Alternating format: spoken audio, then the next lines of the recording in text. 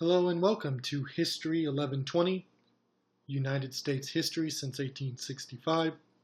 This is Lecture 6, Politics in the 1890s, the Rise and Demise of Populism. In this lecture, we're going to explore the rise of populism in general, but we're also going to more carefully look at the rise and demise of the Populist Party, or as it was otherwise known as the People's Party. There are some things to keep in mind during the lecture, some key considerations. One of the things I want you to consider is how modernity was contested by the populists in the 1890s. And what I mean by modernity is, what does it mean to be modern? Are the banks, the corporations, the moneyed interests in the East modern? And are the populists then not modern or backward, behind the times? Or are the populists, in fact, modern? In the book, The Populist Vision by Charles Postel, I highly recommend. He does an excellent job making the case that the populists were indeed a modern party, a modern people. They were visionaries of basically the future of the United States. So keep that in mind, how modernity is contested, even when you look at the images, the depictions of the East, the depictions of populists. Another thing I want you to keep in mind is understanding the difference between big P populism and little p populism. Big P populism, which we're going to focus on mainly in the second half of the lecture, refers to the Populist Party, that political organization at the top of the food chain. Whereas little p populism refers to the ideology of populism, or populism in general as it functioned for everybody involved. Okay, populism as an idea, a political idea, a social idea, versus big P populism, which is the actual political party, the political organization. Finally, there is that why do we care aspect of history. What's the legacy? What's the significance of the populists, of the Populist Party? Why are we going to spend a lecture on them? So I want you to think about the important legacies, especially when we go through the Omaha Platform of 1892 and we consider the things the Populist Party wanted and promoted. So keep those things in mind as we move through the lecture. I'd like to start off by making some general comments about the political system in the United States in the 1890s, or at least after the Civil War. In United States history, there have been 5 major systems of party competition, dating back to the 1790s. Infighting in the Washington administration leads to the first 2 full-fledged political parties, the Federalists and the Jeffersonians, otherwise known as the Democratic Republicans. And they were a product of the democratic political system. Most of the time, there has been a majority party and a minority party.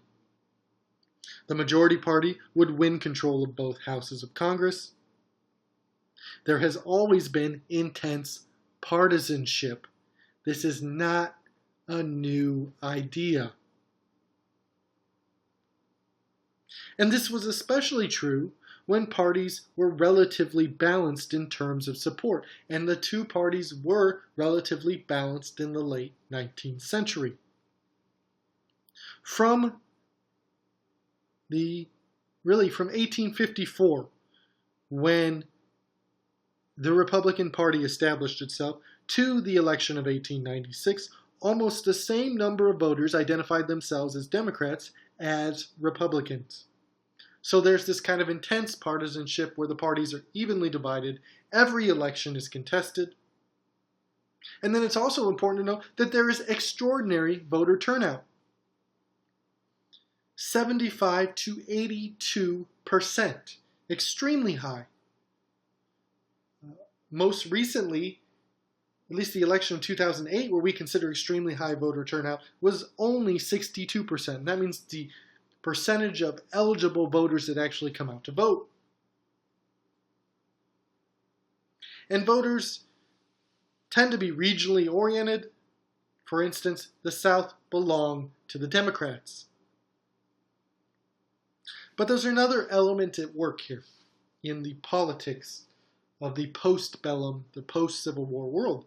And people did not see parties the same way we do today. In the late 19th century, your political party identified your world. Meaning, people viewed everything through the eyes of their party. Republicans espoused big business, financial support. The Democrats were supposedly in favor of ordinary Americans.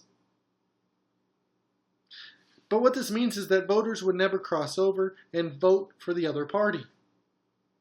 And also, they would never split their ticket. They took party identification very seriously. They voted for Democrats down the line or Republicans down the line. And if your father was a Democrat, you would, if your father was a Democrat, you would be a Democrat. And, same holds true for Republicans. Really the only thing that would shift party loyalty would be a major economic catastrophe, a depression. This still holds true today.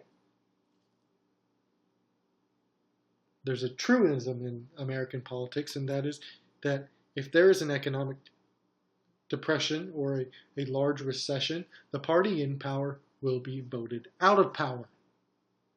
When Barack Obama ran against John McCain in 2008, McCain's fate was sealed when the economy took a major downturn during the campaign.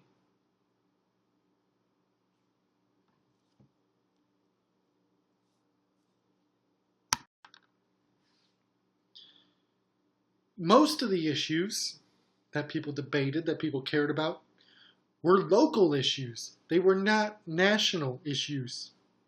Issues were likely to be decided on the city or county or state level. Examples of these issues were school issues, education issues, right?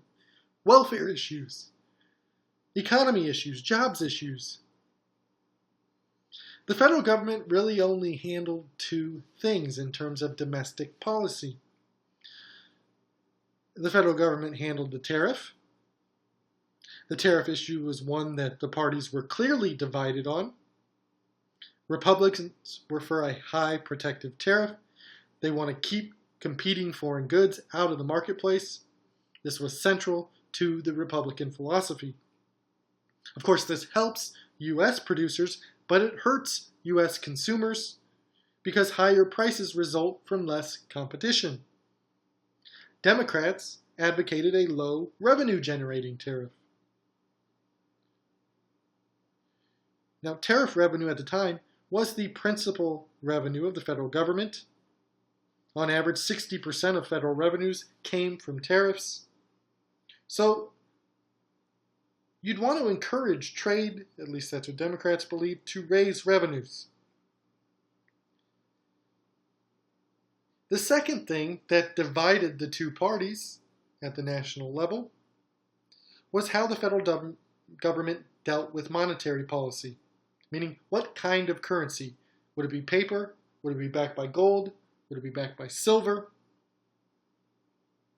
This would be a big issue during the 1896 presidential campaign.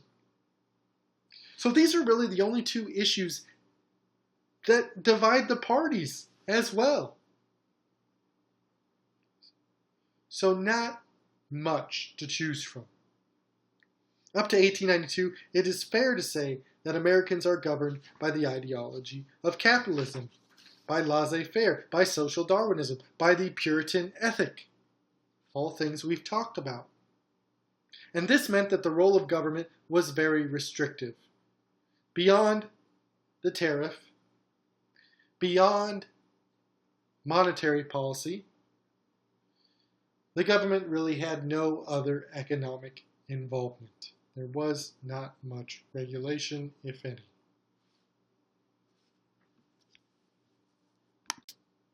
But things begin to change in 1892. And it begins with an emerging third party, the Populists, or the People's Party.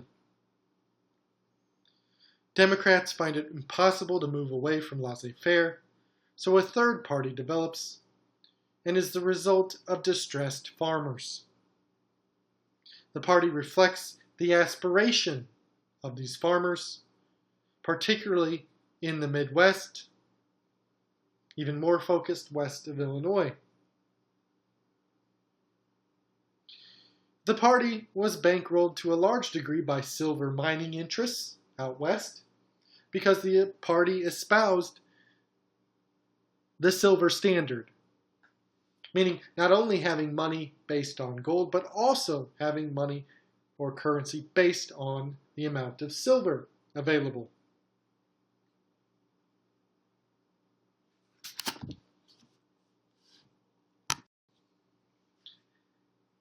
And farmers faced one simple problem.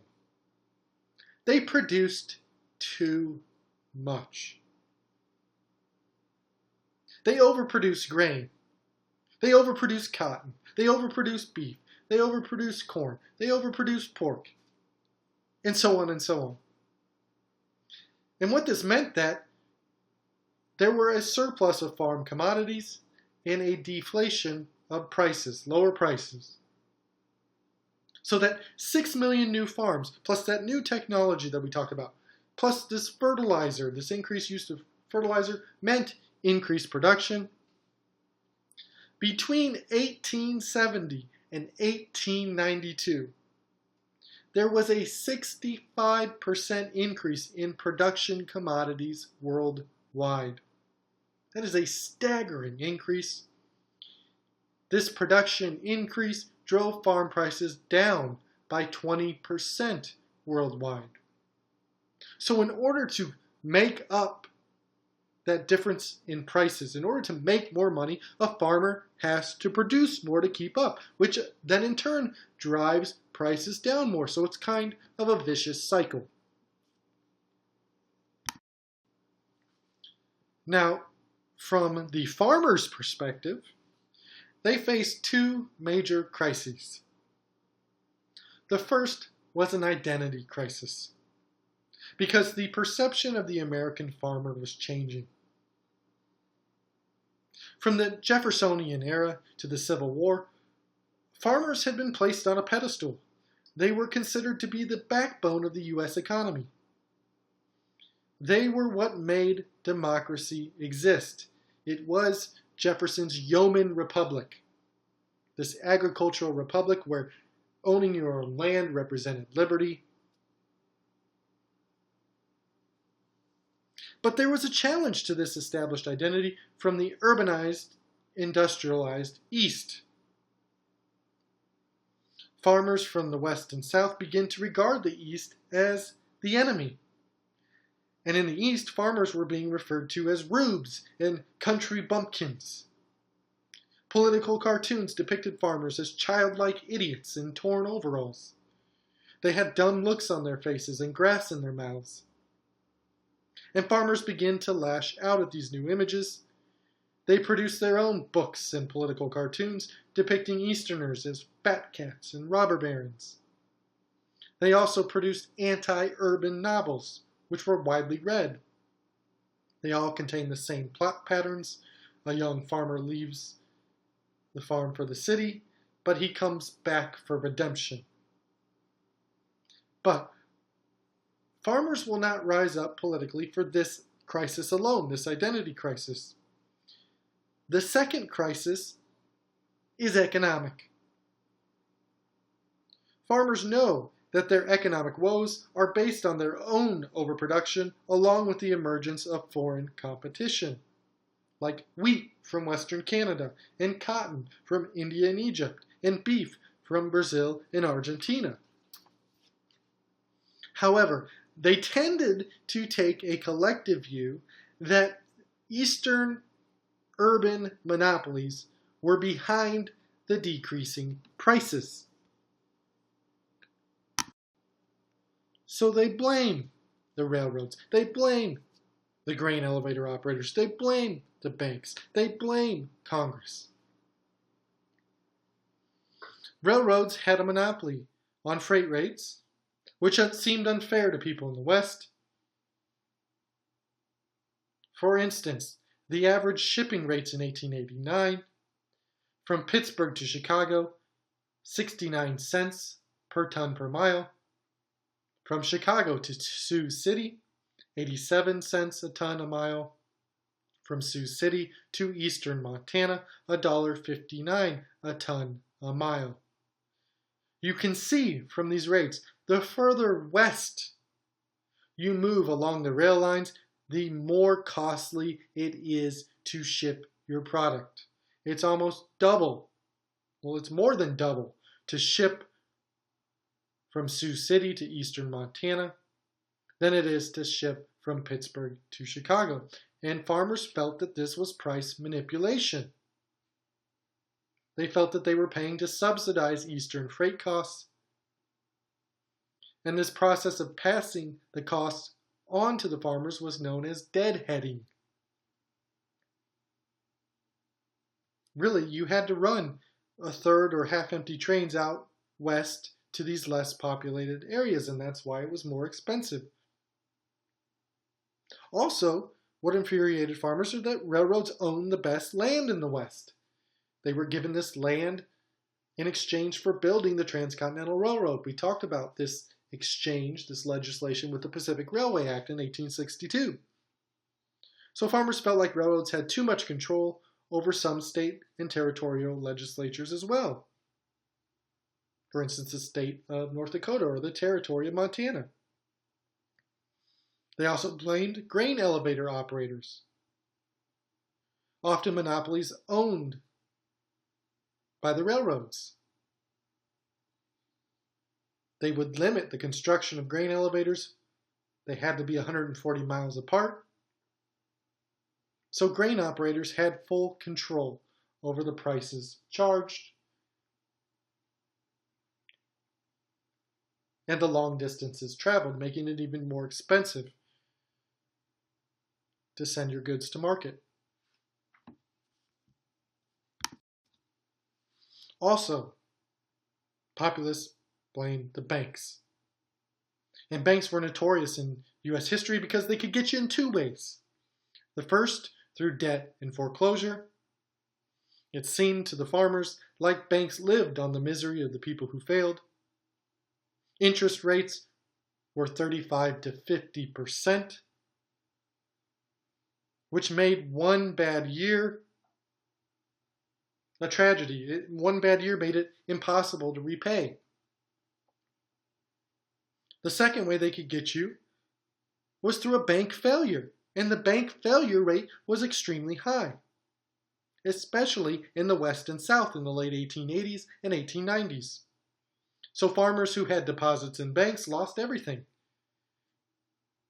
They were mostly home-owned, but farmers blamed the East, that the East controlled the banks. Also, as I mentioned, populists, farmers, agricultural interests blamed Congress, especially the Senate.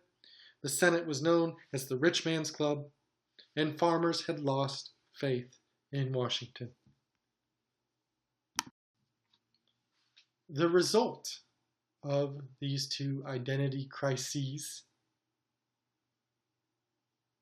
or these two crises, one identity, one economic, is that the farmers begin to organize. First, they organize in granges, these kinds of self-improvement clubs where they get together and discuss common problems, from crops to politics. They're kind of social clubs, just to get all of these people that live great distances apart to socialize a little more. But out of these granges, they form grange cooperatives where they pool their money, they pool their resources, because they can save money buying in bulk from the factory. And I'll give you two examples.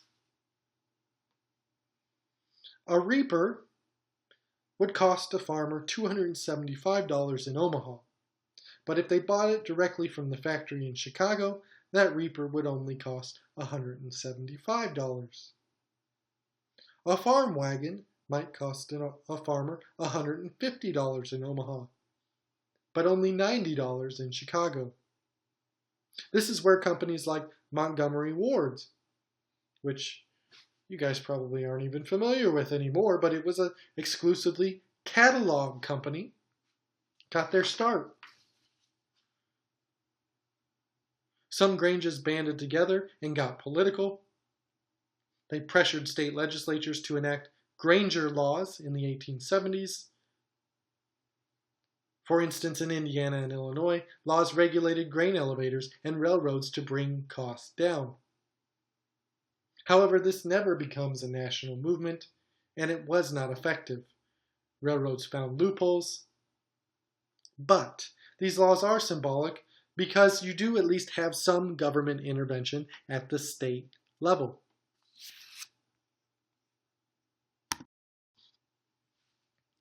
By the 1880s, you begin to see activism further west and in the South.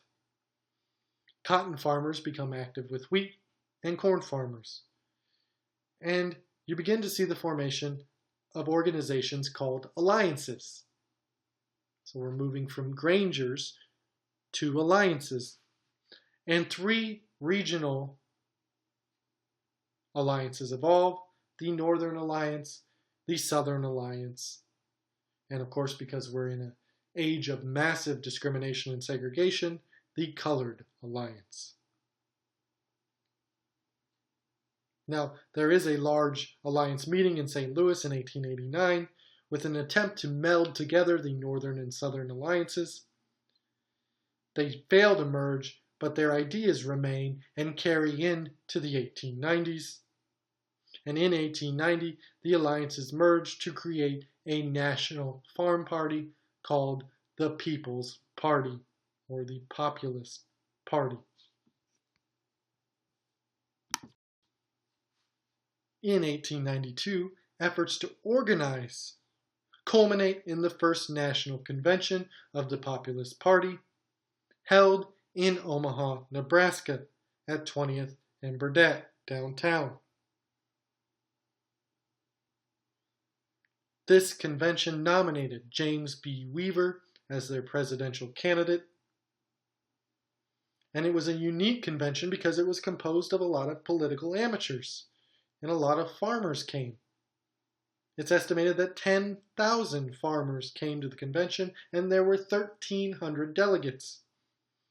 It was held in a large auditorium downtown. The farmers sang hymns, they prayed.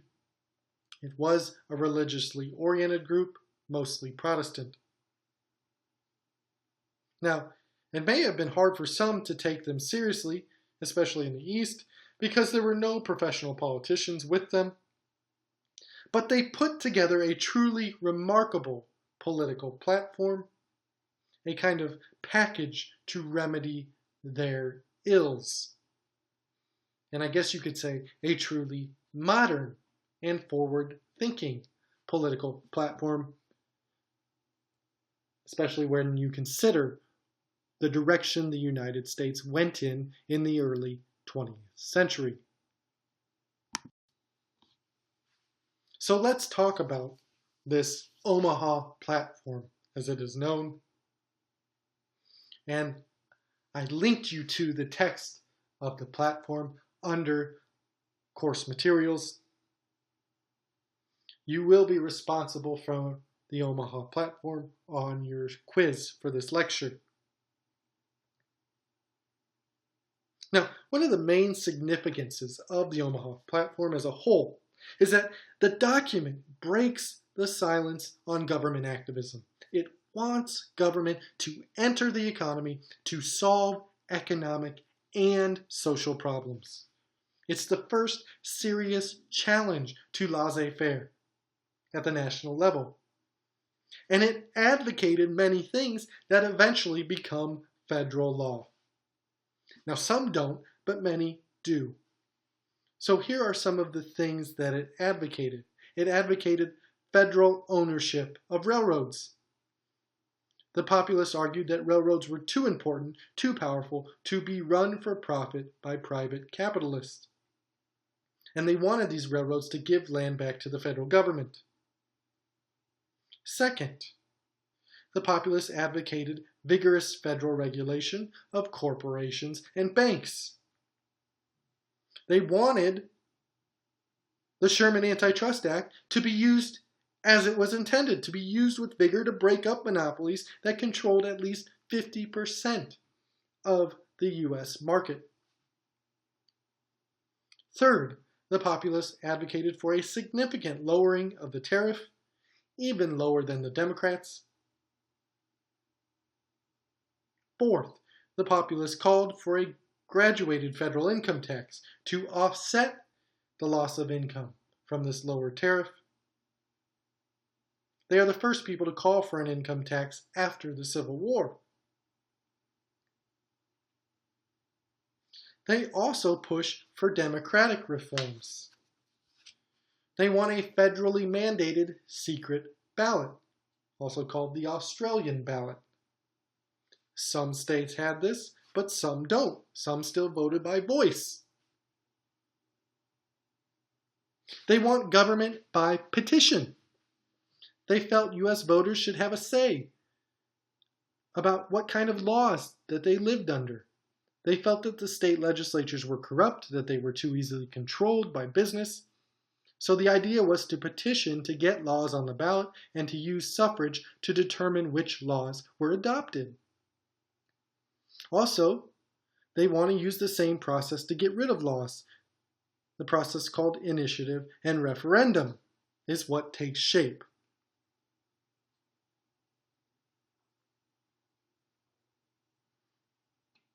They want to get rid of the direct election of senators. Since the constitutional system began, senators were elected by state legislatures. That was the way the Constitution was set up, because the founders were worried about giving too much power to individual voters. The populists called for an amendment to the Constitution for the direct election of senators, and eventually the 17th Amendment is passed in 1913.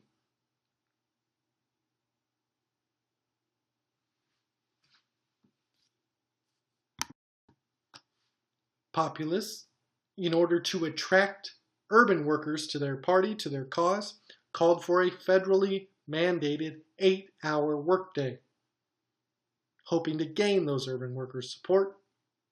And they also advocated for overtime pay for anything over 8 hours. They pushed for a sub-treasury plan. They wanted the federal government to build warehouses to store grain. That way farmers could rent space to store grain instead of selling it.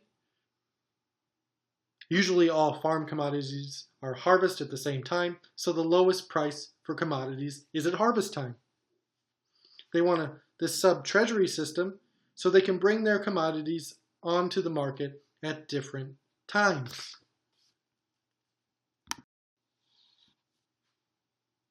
They wanted free coinage of silver, or free silver, unlimited coinage, which would dramatically increase the amount of money in circulation, causing inflation and raising farm prices.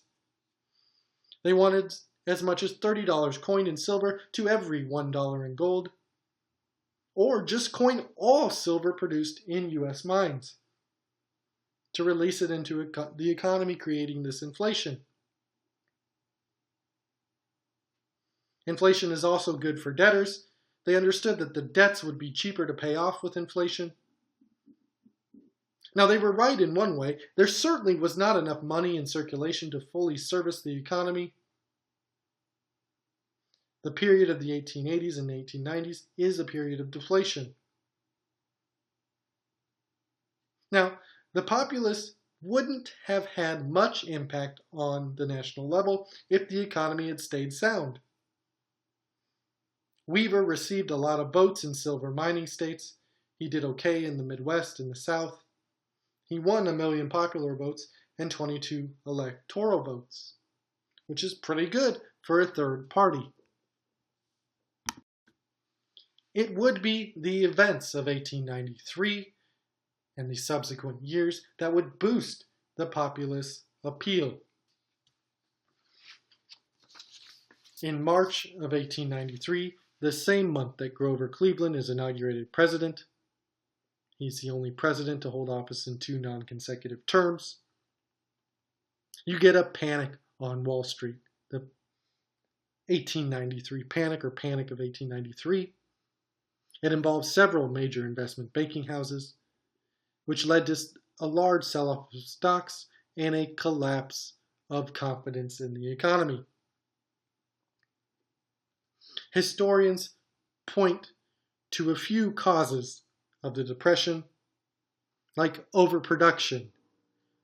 Farmers produced too much, railroads built too many miles of track, the demand for steel slowed, there was overproduction of coal and other resources. Also, there was underconsumption.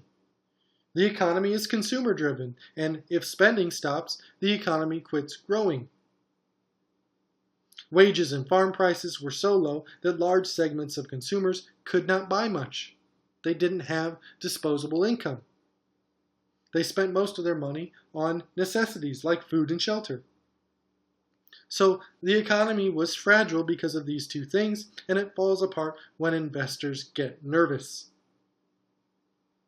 By the end of 1894, 8,000 businesses go bankrupt. Most railroads went into bankruptcy. Unemployment reached as high as 20%, and many banks folded. They closed their doors. And you'll have to remember at this time, there is no Federal Deposit Insurance Corporation, no FDIC. When a bank closed, you lost your money. This shrunk purchasing power and accentuated the problem. And the Cleveland administration was powerless to do anything. It was committed to the old laissez-faire economics. They believed, like most, that the Depression was part of the natural economic cycle, and there was nothing the government could do because it was a natural process. So the policy of the Cleveland administration was to wait it out, and indeed Cleveland followed this policy. As the Depression worsened, the appeal of the populace grew.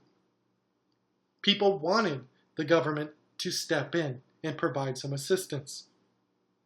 In 1894, Coxey's army marched on Washington, D.C., trying to convince Congress to allocate money for jobs. Many Americans found free silver to be an attractive idea because they felt that free silver could regenerate economic prosperity, and populism began to grow. At the peak of the Depression in 1895, you could sense a crisis at work.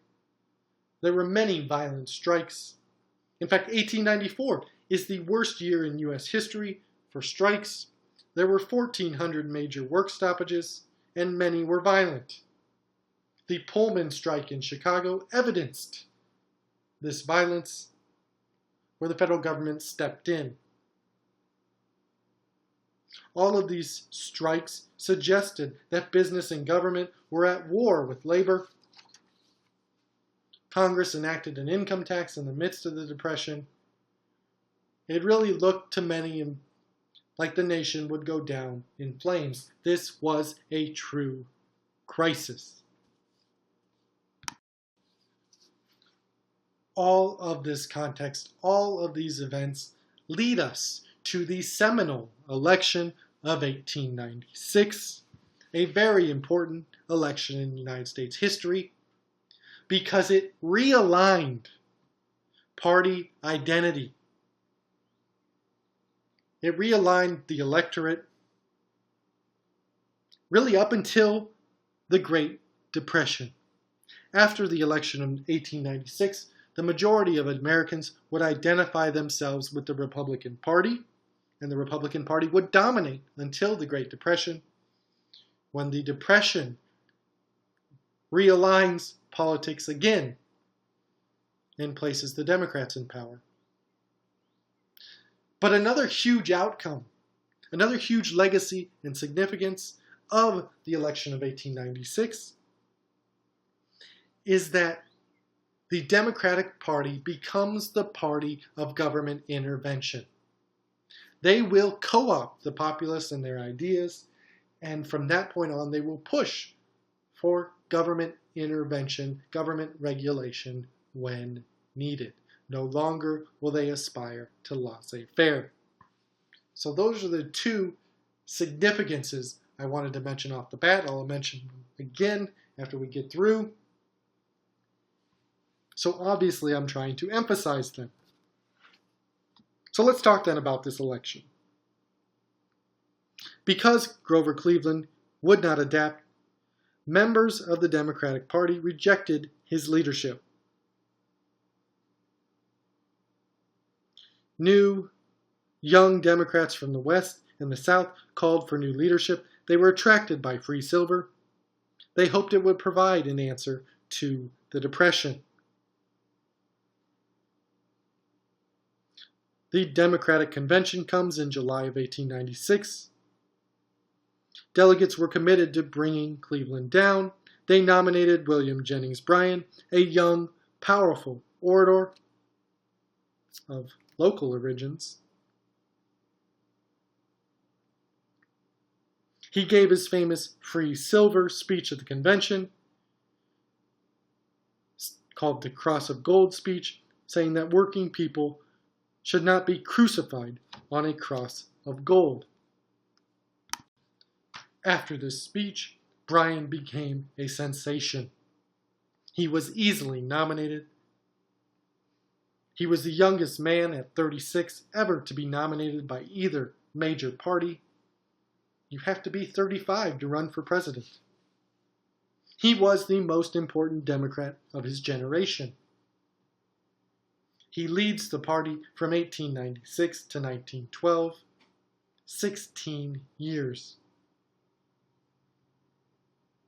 Along with the nomination of Bryan, delegates adopted most of the Omaha platform, except they called for government regulation of the railroads instead of ownership, and they did not call for a sub-treasury plan. This was a dramatic turnaround for the Democrats, and it was catastrophic for the populace. They needed the two main parties to stay rigidly laissez-faire in order to gain ground, to keep their momentum. They had planned to nominate Bryan because he was the foremost spokesman for free silver, and when the Democrats nominated Bryan, it left the populace with a horrible choice. They met 2 weeks after the Democrats. If they nominated another candidate, it would split votes. So they did the honorable thing, and they nominated Bryan as well. To try to stay independent, they nominated their own vice presidential candidate, but really, they lost their political importance. They would become either fusionists or non-fusionists. Fusionists are those populists that fused with the Democratic Party. Non-fusionists, obviously, then, are those that did not. The Republicans nominated William McKinley from Ohio, who was a fiscal conservative. In fact, he had authored the highest protective tariff in United States history to that date. So the 1896 election featured William McKinley versus William Jennings Bryan. McKinley had almost all of the advantages, really 3 major ones that no one could have overcome. The first was the economy. People want to vote Democrats out of power because of the Depression. Second, virtually the entire press corps endorsed McKinley. Now, the Omaha World-Herald endorsed Bryan because previously he had been an editor. He was a politician in Nebraska. But newspapers said Bryan was too young and too inexperienced. He had only served one brief term in Congress. But the crucial advantage, the biggest advantage for McKinley and for the Republicans, was quite simply money. The 1896 election was the first big money election, a concept that surely resonates with us today. But the 1896 election is the first big money election because Bryan scared corporate America. They saw him as a dangerous radical and a threat to capitalism. So they donated to the Republicans. In fact, Rockefeller wrote a check for $300,000. This was as much as Bryan raised all together. Mark Hanna, McKinley's campaign manager, raised at minimum $3.5 million, although estimates reach as high as $7 million. But what that means is McKinley has between 10 and 20 times the money as William Jennings Bryan. This infusion of money would dictate the campaign. In fact, Hanna had trouble spending all of the money for McKinley. He paid community leaders $25 a day to wear McKinley buttons. And this is a time, if you made $1 a day, you were doing pretty well.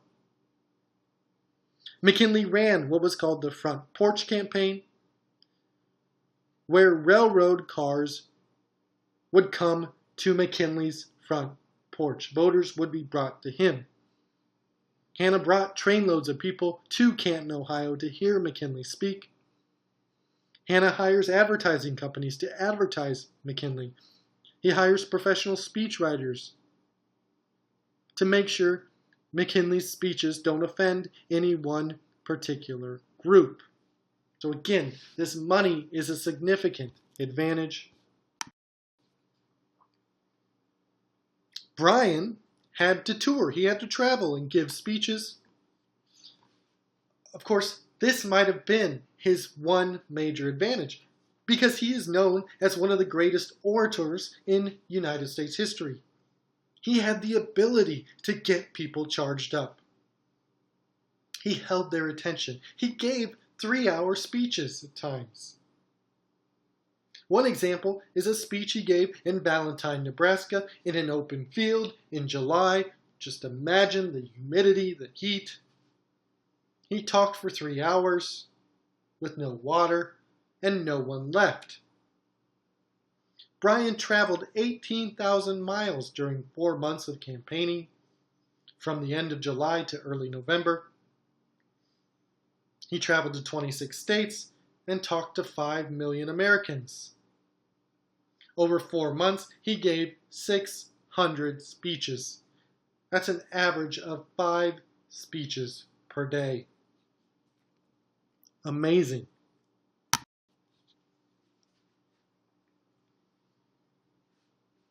Of course, Bryan would ultimately fail. McKinley would win the election by a significant margin in electoral votes, 61% to 39%, and a 3% margin in popular votes. McKinley received 7.1 million to Bryan's 6.5 million. And as I mentioned before I started talking about the election, these results are extremely significant. This was a defining election. Bryan and his supporters changed the direction of the Democratic Party. It becomes the party of economic intervention, of government involvement. Bryan would be the Democrats' presidential nominee 3 times. Of course, this first time in 1896, but also in 1900 and 1908. Out of this election, the Republican Party becomes the majority party, and you get this partisan realignment or readjustment of the electorate,